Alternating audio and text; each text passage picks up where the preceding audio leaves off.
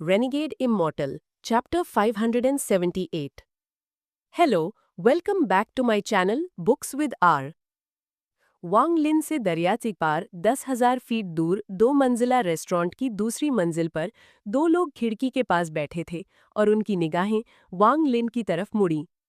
दोनों मर्दों ने काले लिबादे पहने हुए थे। उनमें से एक बूढ़ा था जबकि दूसरा थोड़ा जवान था। बूढ़े आदमी ने कहा, बहुत ताकतवर। नौजवान की आंखें रोशन हो गईं और उसने आहिस्ता से कहा, वो शख्स सोल ट्रांसफॉर्मेशन स्टेज पर होना चाहिए। इसकी कल्टीवेशन लेवल कोई भी हो, चूंकि एंसेस्टर उसे पकड़ना चाहते हैं, वो बच नहीं सकता। बूढ़े आदमी ने अपना प्याला उठाया और शराब पी। बूढ़े आदमी ने फिर कहा, लोगों को भेजो, एंसेस्टर को इंतजार मत करवाओ। नौजवान हल्का सा मुस्कुराया और मेज पर आहिस्ता से दस्तक दी। उस दस्तक के साथ पहली मंजिल पर बैठे कई काले लिबादे वाले लोगों में से एक खड़ा हो गया। ये शख्स दरमियानी उम्र का था और उसकी आंखें सितारों जैसी थीं। वो रेस्टोरेंट से बाहर निकला और स्वॉर्ड एनर्जी की एक लकीर में वांग लिन की तरफ उड़ा। वांग लिन दरिया के किनारे बैठा था। कश्ती दरिया के दरमियान में थी, लेकिन सितार की मौसीकी की लहरें अभी भी उसके कानों में दाखिल हो रही थीं। वो इसमें मुकम्मल तौर पर डूबा हुआ था और उसके चेहरे पर सुकून का एहसास था। स्वॉर्ड एनर्जी ताकतवर किलिंग इंटेंट लेकर वांग लिन की तरफ उड़ी। इस वक्त कुछ किलोमीटर्स के अंदर एक भी शख्स नहीं था। ऐसा लगता था जैसे ये इलाका वीरान हो। दरिया पर मौजूद कश्ती ने इस गैर मामूली सूरत हाल को नोटिस किया और फौरन रफ्तार बढ़ा दी।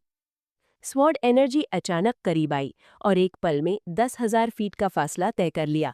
वांग लिन के गिर्द मौजूद तमाम घास एक तरफ झुक गई, जैसे कोई ताकतवर हवा हो। सितार की मौसीकी के साथ मिली हुई सीटी की तेज आवाजों का अपना ही लुत्फ था।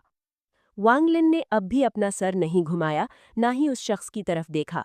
उसने अपना दाया अंगूठा आने वाली स्वॉर्ड एनर्जी की तरफ उठाया और एक बार फिर फिंगर ऑफ डेथ का इस्तेमाल किया। काली रोशनी की लकीर एक बार फिर निकली। ये इंतहाई तेज थी जब इसने स्वॉर्ड एनर्जी पर हमला किया। तकरीबन एक पल में दोनों अतराफ टकराईं। स्वॉर्ड एनर्जी से एक कराह आई जब वो टूटी और एक आदमी का जिस्म जाहिर हुआ। उसका चेहरा इंतहाई जर्द था और उसने खून का एक घूंट थूका और पागलों की तरह पीछे हटा। तकरीबन बगैर किसी हिचकिचाहट के वो और भी पीछे हटा। ताहम फिंगर ऑफ डेथ बहुत तेज थी, इसलिए इसने एक झटके में उस शख्स को पकड़ लिया और उसके सीने पर नक्श हो गई। आदमी ने एक दहाड़ मारी और बड़ी मिकदार में डेमोनिक स्पिरिचुअल एनर्जी छोड़ी। उसका जिस्म जमीन पर उतरने पर मजबूर हुआ, लेकिन उसे मुसलसल पीछे ढकेला गया। आखिरकार उसके गिर्द मौजूद डेमोनिक स्पिरिचुअल एनर्जी टूट गई और उसने एक बार फिर खून थूका और जमीन पर गिर पड़ा। ग्रे गैस की एक लकीर उसके जिस्म से वांग लिन की तरफ उड़ी। वांग लिन ने अब भी तवज्जो देने की जहमत नहीं की कि फिंगर ऑफ डेथ कहाँ गई और खामोशी से सितार की मौसीकी सुनता रहा। 10,000 फीट दूर रेस्टोरेंट में नौजवान फौरन खड़ा हो गया और दरिया के उस पार वांग लिन को घूरा। काफी देर बाद उसने एक गहरी सांस ली और फिर वापस बैठ गया। सिर्फ बूढ़े आदमी का एक्सप्रेशन अभी भी वैसा ही था जैसा पहले था। नौजवान ने संजीदा लहजे में कहा, उसने अपनी एनर्जी को छुपा रखा है, इसलिए हम उसकी सही कल्टीवेशन लेवल नहीं देख सकते। बूढ़े आदमी ने वांग लिन को घूरा और आहिस्ता से कहा, इस शख्स की कल्टीवेशन लेवल सोल ट्रांसफॉर्मेशन के मिड स्टेज पर होनी चाहिए। सिर्फ तभी उसने नंबर 4 को, जिसकी cultivation level early stage soul transformation cultivator के बराबर थी, इस तरह कत्ल किया था। नंबर 3 को भेजो। नौजवान की आंखें रोशन हो गईं और बैटल इंटेंट की एक झलक दिखाई दी। उसने सर हिलाया और आहिस्ता से कहा, नंबर 3 को भेजने की जरूरत नहीं, मैं जाऊंगा। बात करते हुए वो एक बार फिर खड़ा हुआ और वांग लिन को देखा। तुम? बूढ़े आदमी ने तेवरी चढ़ाई। भूलना मत, मैं नंबर 2 हूं। नौजवान रेस्टोरेंट से नीचे चला गया। नंबर 2 की cultivation level late stage soul transformation cultivator के बराबर है और वो सोल ट्रांसफॉर्मेशन के लेट स्टेज के उरूज से थोड़ा सा दूर है। उसके जाने से इस जंग में कोई शक नहीं रहेगा। बूढ़े आदमी ने शराब का प्याला उठाया और अब दरिया के उस पार भी नहीं देखा। जब नौजवान रेस्टोरेंट से बाहर निकला तो दरिया से आने वाली हवा ने उसके कपड़े पीछे उड़ा दिए। वो हवा के खिलाफ चला और आहिस्ता आहिस्ता वांग लिन की तरफ बढ़ा। उसने 10,000 फीट का फासला बहुत सुकून से तय किया, जैसे वो अपने बाग में चल रहा हो। हर कदम के साथ उसके ऑरा की ताकत बढ़ती गई, जैसे ये लामहदूद हद तक बढ़ती रहेगी। वो वांग लिन से 300 फीट दूर रुका। इस वक्त वो मुकम्मल तौर पर डेमोनिक स्पिरिचुअल एनर्जी से घिरा हुआ था, लेकिन अजीब बात ये थी कि उसकी डेमोनिक स्पिरिचुअल एनर्जी में कुछ सेलेस्टियल स्पिरिचुअल एनर्जी मिली हुई थी। सेलेस्टियल और डेमोनिक स्पिरिचुअल एनर्जी के मिलाप से एक अजीब ऑरा पैदा हुआ जो आहिस्ता आहिस्ता इलाके में भर गया। वो वहां ऐसे खड़ा था जैसे वो इस जगह का मालिक हो, जैसे वो हाथ के एक इशारे से दुनिया के रंग बदल सकता हो। वांग लिन ने उस शख्स की तरफ नहीं देखा। दरिया पर मौजूद कश्ती आहिस्ता आहिस्ता फासले में गायब हो गई और सितार की मौसीकी की आवाज़ आहिस्ता आहिस्ता उसके कानों में दाखिल हुई और उसे एक खास एहसास दिया। जहां तक 300 फीट दूर उस शख्स का ताल्लुक है, वांग लिन ने लापरवाही से अपना हाथ हिलाया और फिंगर ऑफ डेथ एक बार फिर नमूदार हुई। फिंगर ऑफ डेथ एक बार फिर वांग लिन के सामने काली रोशनी की लकीर के तौर पर नमूदार हुई और बिजली के झटके की तरह नौजवान की तरफ उड़ी। नौजवान हंसा, पीछे हटने के बजाय उसने एक कदम आगे बढ़ाया और उसके दाएं हाथ ने एक सील बनाई। उसके गिर्द डेमोनिक स्पिरिचुअल एनर्जी फौरन उसके हाथ के करीब जमा हो गई और उसकी मुट्ठी के साइज की रोशनी की एक बॉल बन गई। जिस लम्हे लाइट की बॉल नमूदार हुई, तभी फिंगर ऑफ डेथ पहुंची। दोनों अतराफ बिना किसी हिचकिचाहट के टकराईं और फिंगर ऑफ डेथ की काली रोशनी लाइट की बॉल में जज्ब होती महसूस हुई। नौजवान ने कहा, तुम खुद को बहुत बड़ा समझते हो। ताहम जैसे ही उसने बोलना खत्म किया, उसका एक्सप्रेशन बदल गया। रोशनी की बॉल में अचानक काली धुन की एक लकीर नमूदार हुई। तकरीबन एक पल में काली धुन ने बॉल को भर दिया और ये रोशनी की काली बॉल में बदल गई। उसी वक्त बॉल पर दरारें नमूदार हुईं। नौजवान का एक्सप्रेशन तारीख हो गया जब बॉल टूट गई और काली रोशनी सीधी उसकी तरफ बढ़ी। जैसे ही वो तेजी से पीछे हटा, उसके हाथ ने सील्स बनाई और एक के बाद एक रोशनी की बॉल्स नमूदार हुईं। तकरीबन एक पल में 100 से ज्यादा रोशनी की बॉल्स नमूदार हुईं और काली रोशनी की लकीर को रोकने गईं। काली रोशनी गायब और नमूदार होती रही, जबकि रोशनी की बॉल्स एक के बाद एक टूटती रहीं। ताहम हर बार जब रोशनी की बॉल टूटती, काली रोशनी धुंधली होती जाती। जब रोशनी की सिर्फ 8 बॉल्स रह गईं, तो काली रोशनी की लकीर मुकम्मल तौर पर गायब हो गई। नौजवान की पेशानी पसीने से ढकी हुई थी जब उसने एक गहरी सांस ली, वैंग लिन को देखा जिसने अभी तक उसकी तरफ नहीं देखा था, और कहा, मेरा ख्याल है कि ये ब्लैक लाइट स्पेल तुम्हारा सबसे ताकतवर हमला है। मैं मानता हूं कि ये स्पेल वाकई ताकतवर है। कोई हैरत नहीं कि नंबर 4 और 5 मर गए। ताहम अब जबकि तुम्हारा सबसे ताकतवर स्पेल मैंने तोड़ दिया है, मैं देखना चाहता हूं कि तुम्हारे पास और क्या हमले हैं। इस लम्हे कश्ती आहिस्ता आहिस्ता फासले में गायब हो गई और सितार की मौसीकी वैंगलिन के कानों से गायब हो गई। वैंगलिन खड़ा हुआ और नौजवान की तरफ मुड़ा। उसने अचानक अपनी आंखें खोलीं, उनमें सुर्खी की झलक थी। फिर स्लॉटर औरा वैंगलिन की आंखों से तेज तलवार की तरह निकला। गरज गरज गरज। ऐसा लगा जैसे नौजवान के जहन में अचानक लातादाद बिजलियां कूद पड़ी हों। ऐसा लगा जैसे पुरसुकून दरिया के ऊपर असली बिजलियां नमूदार हो गई हों। एक वहशी किलिंग इंटेंट वैंगलिन की आंखों से निकला और फौरन नौजवान की सेलेस्टियल डिमोनिक स्पिरिचुअल एनर्जी को चीर दिया, उसकी आंखों के जरिए दाखिल हुआ और उसके जहन में नक्श हो गया। उसका जिस्म ऐसे सख्त हो गया जैसे उसे बिजली ने मारा हो और उसके आज़ा बेकाबू होकर कांपने लगे। ये है। नौजवान का दिल लर्जा और उसका सर सुन्न हो गया। उसकी भवों के दरमियान दर्द का एहसास था, जैसे कोई तलवार उसकी पेशानी से गुजर गई हो। नौजवान अपनी दिल की धड़कन को तेजी से बढ़ते हुए साफ सुन सकता था और उसे लगा जैसे उसका जहन फटने वाला है। फिर उसका जिस्म ठंडा पड़ गया, जैसे वो नंगा होकर किसी दुश्मन का सामना कर रहा हो। चलते हुए उसने जो ताकतवर ऑरा बनाया था, वो सिर्फ एक नज़र से मुकम्मल तौर पर टूट गया। रेस्टोरेंट की पहली मंजिल से देखने वाले तमाम काले लिबादे वाले आदमियों ने सदमे का इजहार किया। हालांकि वो सब बहुत दूर थे, लेकिन ऐसा लगा जैसे वो इस लम्हे वहीं मौजूद हों। उनके जिस्मों से निकलने वाले पसीने ने फौरन उनके कपड़े भिगो दिए। अपनी कल्टीवेशन लेवल्स के साथ उन्हें कोई अंदाजा नहीं था कि ये क्यों हुआ, कि 10,000 फीट दूर से एक नज़र ऐसा एहसास कैसे दिला सकती है कि जैसे उनके गले पर तलवार हो और ऐसा लगे कि मौत उनके करीब आ रही हो। ऐसा लगा जैसे 10,000 फीट दूर वो शख्स कत्ल का खुदा बन गया हो। दूसरी मंजिल पर बूढ़े आदमी की आंखें रोशन हुईं। फिर वो तेजी से खड़ा हुआ और फौरन अपने सामने वाली मेज को उड़ा दिया। उसका पुरसुकून चेहरा अचानक बहुत बदल गया। उसके जिस्म में मौजूद सेलेस्टियल डिमोनिक स्पिरिचुअल एनर्जी फितरी तौर पर गुस्से में भरे ड्रैगन की तरह उमंड आई। सब कुछ उसने लाशऊरी तौर पर किया। उसे लगा कि अगर उसने इस नज़र का मुकाबला न किया होता तो वो शदीद जख्मी होता और मर जाता। उसकी आंखें गैर यकीनी से भरी हुई थीं। इस नज़र से आने वाला किलिंग इंटेंट भी ठोस था। दाव ऑफ स्लॉटर। ये दाव ऑफ स्लॉटर है। उस शख्स ने कितने लोगों को कत्ल किया है कि उसके पास ऐसी नज़र है जहां किलिंग इंटेंट तकरीबन ठोस महसूस होता है। वो बहुत ताकतवर है, बहुत ताकतवर। वैंगलिन के लिए उसकी नज़र बहुत संजीदा हो गई, और वो सिर्फ तभी इतना संजीदा दिखता था जब वो सेलेस्टियल गार्डियंस का सामना कर रहा था। इंतहाई खौफनाक। हालांकि मेरी कल्टीवेशन लेवल उसके बराबर है, लेकिन मैं यकीनन उसका मुकाबला नहीं कर सकता। मुझे जल्दी जाना होगा। इस शख्स ने हिचकिचाहट नहीं की। उसका जिस्म हिला और वो टेलीपोर्ट होने वाला था, लेकिन उसे फौरन खला से बाहर निकलने पर मजबूर कर दिया गया। उसका एक्सप्रेशन शिद्दत से बदल गया और उसने टेलीपोर्ट करने की कोशिश छोड़ दी और फौरन उठ गया।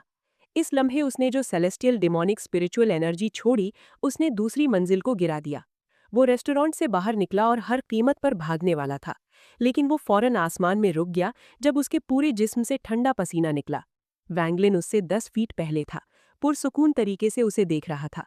तुमने मेरी कल्टीवेशन में खलल डाला और अभी भी जाना चाहते हो? बूढ़े आदमी ने एक कड़वी मुस्कुराहट दिखाई और उसकी आंखों में पागलपन की झलक थी। बिना किसी हिचकिचाहट के उसने उस सील को छुआ जिसे वो अपनी जिंदगी में कभी छूने को तैयार नहीं था, और उसके जिस्म में सेलेस्टियल डिमोनिक स्पिरिचुअल एनर्जी फौरन फट गई। एक तबाहकुन औरा ने गिरते हुए रेस्टोरेंट को घेर लिया, जिससे गरजदार आवाजों का एक सिलसिला पैदा हुआ। जोरदार धमाके के बाद 1000 फीट के अंदर सब कुछ मुकम्मल तौर पर खामोश था। वैंगलिन 1000 फीट दूर नमूदार हुआ। हालांकि उसका एक्सप्रेशन नॉर्मल था, लेकिन उसकी आंखों में तारीकी की झलक थी। उसने आहिस्ता से अपने कपड़ों से धूल झाड़ी और फिर फासले में चला गया।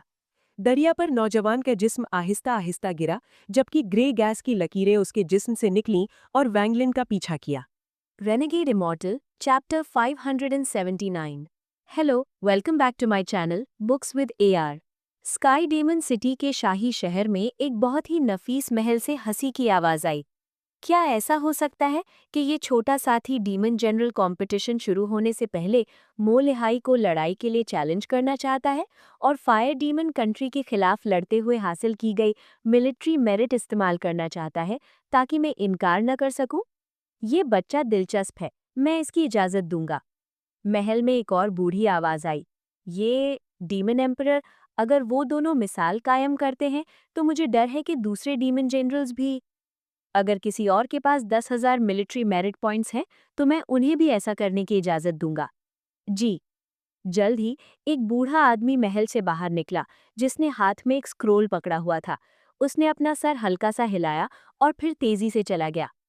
डीमन जनरल कंपटीशन का दिन करीब से करीब तर होता गया। पूरा स्काई डीमन सिटी एक दबाव डालने वाले माहौल से घिरा हुआ था और रोजाना लातादाद लड़ाइयां होती थी। वांग लिन दरिया के किनारे बैठा था जब उसने शराब का मटका नीचे रखा, आसमान को देखा और खुद से बुड़बुड़ाया। ये एक खेल है। डीमन एम्परर की नज़रों में एक खेल। डीमन एम्परर की नज़र में फॉरेनर्स एक दूसरे को कत्ल कर रहे हैं, इस मकसद से कि डीमन जनरल्स को बुलंद ओहदा हासिल हो सके। ये बेहतरीन किस्म का खेल है। वांग लिन ने घूंट लिया। उसकी आंखें वजाहत से भरी हुई थीं। उसने कुछ देर सोचा, फिर खड़ा हुआ और आहिस्ता आहिस्ता चला गया। ये पहले ही 7वां दिन था, इसलिए डीमन जनरल कंपटीशन में अभी भी 8 दिन बाकी थे। अब शाम थी और स्काई डीमन सिटी के गिर्द दबाव डालने वाले ऑरा की वजह से पैदल चलने वाले कम से कम होते जा रहे थे। एक नौजवान जिसने सब्ज लिबास पहना हुआ था आहिस्ता आहिस्ता 1000 फीट दूर से मो मैंशन की तरफ बढ़ रहा था। इस शख्स ने अपनी पीठ पर एक बड़ी तलवार उठाई हुई थी और उसका एक्सप्रेशन इंतहाई पुरसुकून था जब वो मो मैंशन की तरफ चला। जैसे ही वो करीब आया, थोड़ी सी celestial spiritual energy Aahista Aahista फैल गई। उसी वक्त एक दबाव डालने वाले ऑरा ने पूरे मो मैंशन को घेर लिया। मो मैंशन के अंदर मो लिहाई अपने खुफिया कमरे के अंदर कल्टीवेशन कर रहा था।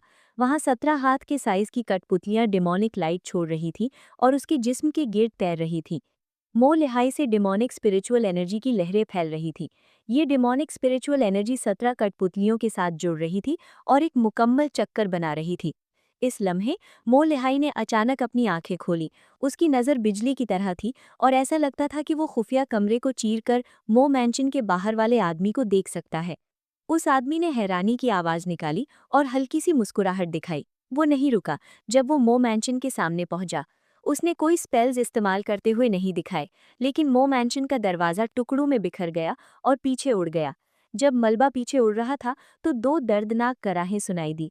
2 गार्ड से बड़ी मिकदार में ब्लड मिस्ट निकला जब वो मैंशन की गहराइयों में फेंके गए। दाओलो स्वॉर्ड सेक्ट का 12वां स्वॉर्ड मो यांग लॉर्ड मो लिहाई को सलाम करना चाहता है। उसके मुंह से एक पुरसुकून आवाज निकली। वो नहीं रुका जब वो मो मैंशन में दाखिल हुआ और उस खुफिया कमरे की तरफ बढ़ा जहां मो लिहाई बंद दरवाजा कल्टीवेशन में था। लातादाद सिपाही और मो लिहाई के मातेहत सब भागे, ताहम जो कोई भी उसके 10 फीट के अंदर आता वो खामोशी से खूनी धुंध में टूट जाता। रास्ते में धमाकों की बहुत सी आवाजें थी और कोई उसे रोक नहीं सकता था। यहाँ तक कि कुछ इमारतें और जाली पहाड़ भी तबाह हो गए, बिल्कुल दरवाजे की तरह। इसी लम्हे एक छोटा साया उसके सामने नमूदार हुआ। जिस लम्हे ये साया नमूदार हुआ, उसके जिस्म में मौजूद तमाम डेमोनिक स्पिरिचुअल एनर्जी दाउलो स्वॉर्ड सेक्ट के इस शख्स का मुकाबला करने के लिए फैल गई। दाउलो स्वॉर्ड सेक्ट के शख्स ने हल्का सा सर हिलाया और बिना रुके आगे बढ़ना जारी रखा। छोटे शख्स का चेहरा जर्द पड़ गया। उसे एहसास हुआ कि वो किसी शख्स का सामना नहीं कर रहा, बल्कि एक तलवार का। एक ऐसी तलवार का जिसने अपनी तेजी पहले ही जाहिर कर दी थी। छोटे शख्स ने बेख्तियार पीछे कदम लिए। जब वो कई फीट पीछे हटा तो एक हाथ ने उसकी पीठ को दबाया। इस लम्हे उस छोटे शख्स ने राहत की एक गहरी सांस ली। 3 लोग उसके पीछे नमूदार हुए थे। वो तीनों सफ़ेद बाल वाले बूढ़े आदमी थे। वो वहां खड़े थे और सर्द मेहरी से दाउलो स्वॉर्ड सेक्ट के इस शख्स को देख रहे थे। दाउलो स्वॉर्ड सेक्ट के आदमी की नज़र 3 बूढ़े आदमियों पर पड़ी। फिर वो हल्का सा मुस्कुराया और आगे बढ़ना जारी रखा। तीनों बूढ़े आदमियों ने संजीदा एक्सप्रेशन जाहिर किए और अपने स्पेल्स इस्तेमाल करने ही वाले थे कि उनके पीछे से अचानक एक धीमी आवाज आई। तुम्हें किसने भेजा? ये आवाज शान से भरी हुई थी। तीनों एल्डर्स फौरन और एहतराम से रास्ते से हट गए, जिससे मो लिहाई का पूर्वकार साया जाहिर हुआ। जब मो लिहाई ने दाउलो स्वॉर्ड सेक्ट के उस नौजवान को देखा तो उसकी आंखें जलते हुए शोलों की तरह रोशन थी। ये औरा अब उससे भी ज्यादा पूर्वकार था जब उसने आदिम मोनिश के शहर में वांगलिन का सामना किया था। दाउलो स्वॉर्ड सेक्ट के आदमी की आंखें रोशन हो गई जब वो रुका और कहा, डीमन जनरल मो फे। मो लिहाई ने तेवरी चढ़ाई और चिल्लाया, क्या है? मैं यहाँ लॉर्ड मो फे की तरफ से जनरल मो लिहाई के लिए चैलेंज लेटर पहुंचाने आया हूँ। नौजवान ने पुरसुकून तरीके से अपना हाथ हिलाया और सुनहरी रोशनी की एक लकीर निकली और मो लिहाई के सामने रुक गई। मो लिहाई का एक्सप्रेशन तारीक था जब उसने अपने सामने सुनहरे टोकन को देखा। इस पर सिर्फ एक लफ्ज था, लड़ाई। आज से 3 दिन बाद एंशंट पाथ हॉल के बाहर। नौजवान ने बोलना खत्म करने के बाद मुड़ा और चला गया। लेकिन जैसे ही वो मुड़ा उसका पूरा जिस्म सख्त हो गया और उसने एक ताकतवर ऑरा छोड़ा। ये ऑरा इंतहाई ताकतवर था, उस ऑरा से कहीं ज्यादा ताकतवर जो उसने मो मैंशन में दाखिल होते वक्त छोड़ा। उसकी आंखें तेजी से चमकी जब उसने एक पतले साए को देखा जो उससे 1000 फीट पहले नमूदार हुआ और कहा, पर्पल डिवीजन का 7वां डिसिप्लिन वांग लिन। मो लिहाई ने अभी वांगलिन के नमूदार होने पर गौर किया और इससे वो थोड़ा पुरसुकून हो गया। वांगलिन ने उस शख्स की तरफ देखा भी नहीं और आगे बढ़ना जारी रखा। ताहम दाउलो स्वॉर्ड सेक्ट के शख्स की नज़र में गुस्से की झलक थी।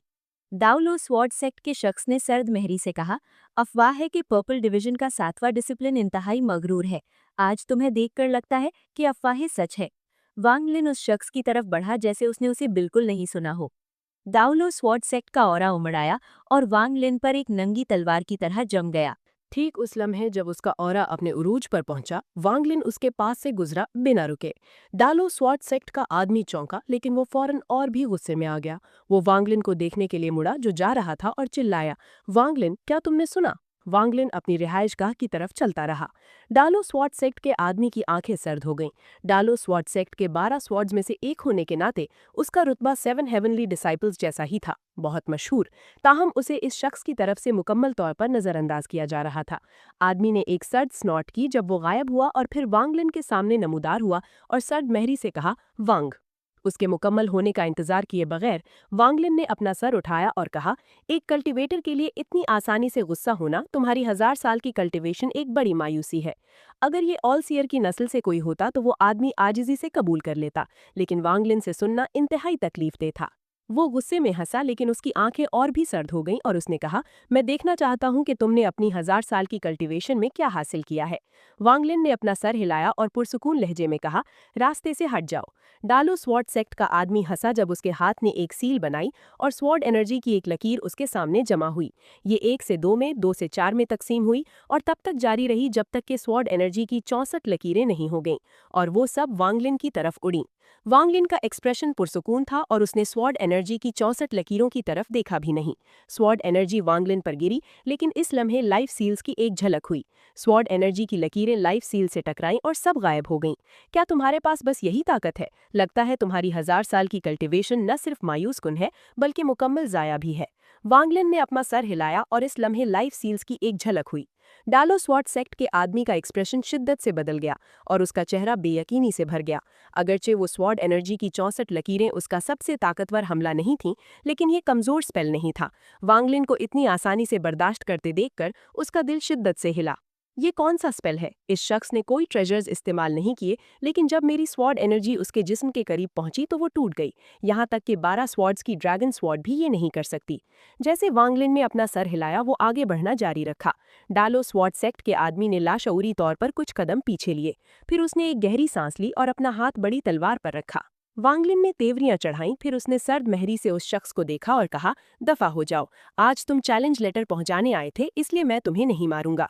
तुम महज सोल ट्रांसफॉर्मेशन के लेट स्टेज के उरूज पर हो, मेरी जैसी कल्टीवेशन लेवल। अगरचे तुम्हारा स्पेल ताकतवर है, लेकिन तुम्हारे पास इस तलवार को बर्दाश्त करने का कोई रास्ता नहीं है।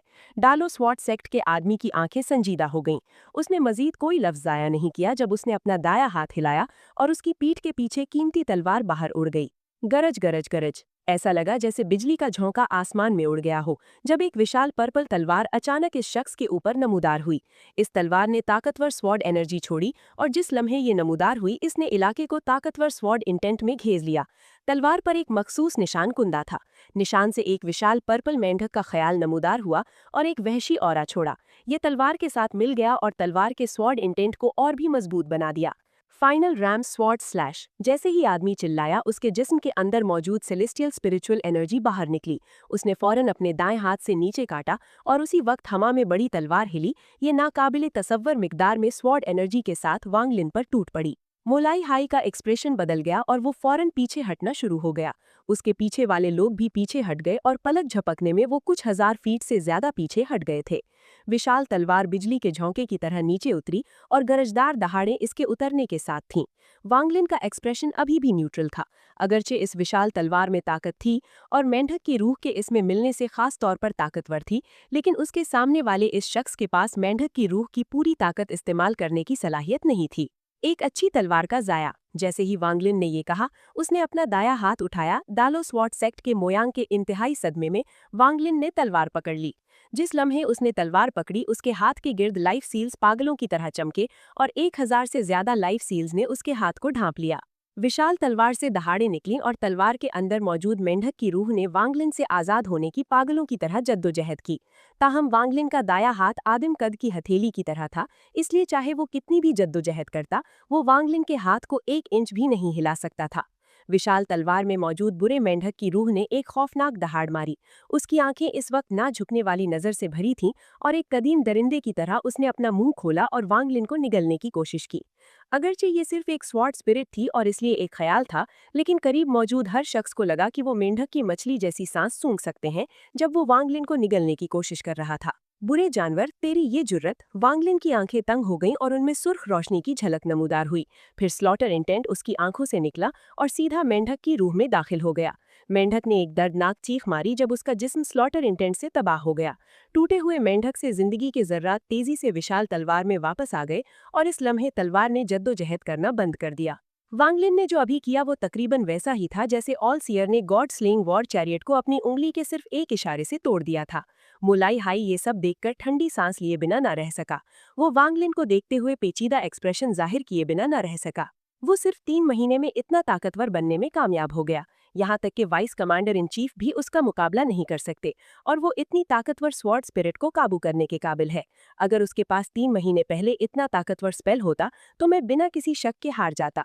डालो स्वॉर्ड सेक्ट के मोयांग का जिस्म लर्जा और उसने खून का एक बड़ा घूंट थूका। इस लाइफ ट्रेजर स्वॉर्ड के किसी और के हाथों लिए जाने से उसकी रूह को नुकसान पहुंचा था। उसने कभी नहीं सोचा था कि ये वांग लिन इतना ताकतवर होगा, वरना चाहे कुछ भी हो वो यहाँ अकेला ना आता। उसने अपने दांत भींचे, फिर उसके दाएं हाथ ने उसकी पेशानी की तरफ इशारा किया। उसने एक गहरी सांस ली और पुरज़्म तासुर दिखाया। उसका आखिरी एस स्वॉर्ड एनर्जी की एक लकीर थी जो उसके मास्टर ने उसे तोहफे में दी थी। इस स्वॉर्ड एनर्जी की कुल 12 लकीरें थीं और हर 12 स्वॉर्ड्स को एक दी गई थी। ये आखिरी लाइफ सेविंग ट्रेजर था, इसलिए इसे लापरवाही से इस्तेमाल नहीं किया जा सकता था, वरना डेमन स्पिरिट लैंड में बाकी 400 से ज्यादा साल इंतहाई मुश्किल होंगे। जब वांग लिन ने मोयांग को देखा तो उसकी आंखें रोशन हुईं और उसने आहिस्ता से कहा, तुम जा सकते हो। उम्मीद है आपको ये वीडियो पसंद आई होगी। अगर आपको ये पसंद आई है तो प्लीज़ चैनल को सब्सक्राइब करें, इस वीडियो को लाइक करें और अपने दोस्तों के साथ शेयर करें। अगली वीडियो तक के लिए अल्लाह हाफिज़।